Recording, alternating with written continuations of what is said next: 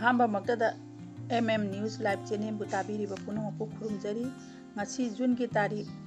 13 इंगागी 12 पांबा इराई नुमिकी राशि 12 की अफफता पगनब मचु अमदी माइकई खंगनजरी अहांबदा मेष राशि ngasi June की तारीख 13 इराई नुमिकी मेष राशि की फोन खंगमिनरसी नुंथेन पुंग अमा फावा लाइबो फबा ओखिगनी मसिगी मतुंगदगिदी कया सा तौरुरनु मरुओइबा थबकसिंग मतमसी फावगी मनुंगदा तहोननबा होनबियु पक्नबा मचुदी अंगामा मचु पंगनै अदुगा पक्नबा माइकेना ममांग माइके पंगनै मथंगदा वृष राशि जून की तारीख 13 इराई नुमिकी वृष राशि की फोन खंगमिनरसी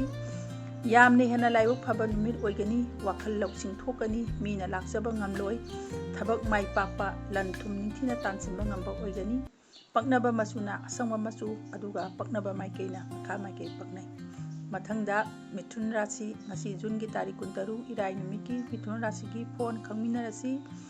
नुंथेन पुंग अमगी मतुंगदगिदी अदोंगी अफबा मतम लागलगनी मसिगी ममांग फावबदी अपनबनी हेली नुंथिनगी मतमदा ज्ञान ताना थबक अयाम्बा पाइखत्पियु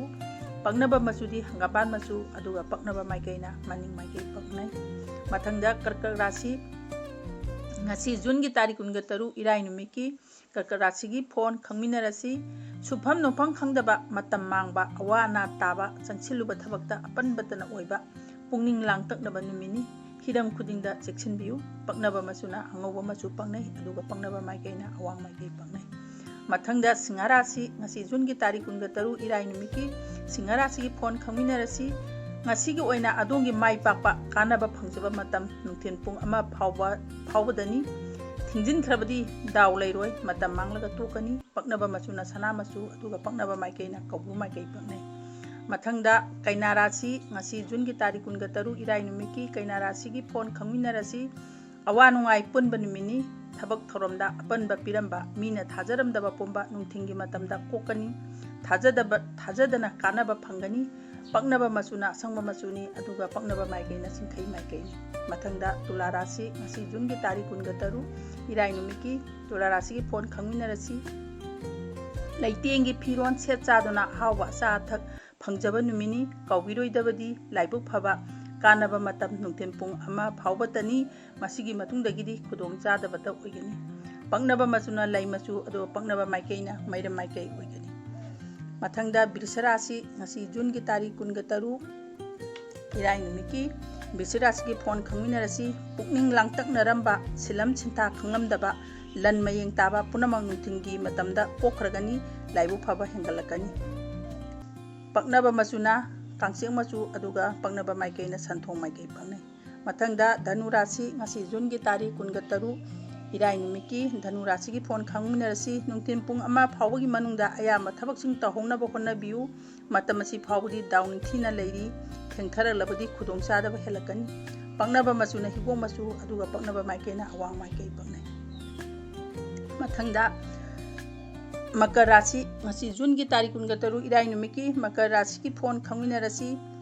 लाइबक यामना फबा तौरबो खुदिंग माइ पाकपा कानबता ओइबा नुमिनी लनथुम हिंगतकनी मीगी काय खुमनबा फंगनी असौ असांगना चांबिगनी पक्नबा मचुना हिगोंग मचु लोइनना ममांग माइके पक्नै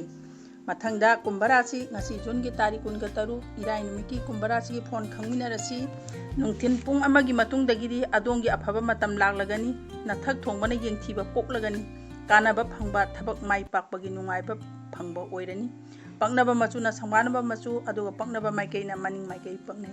मथंगदा मीन राशि ngasi June की तारीख 13 इराई नुमिकी मीन राशि की फोन खंगमिनरसी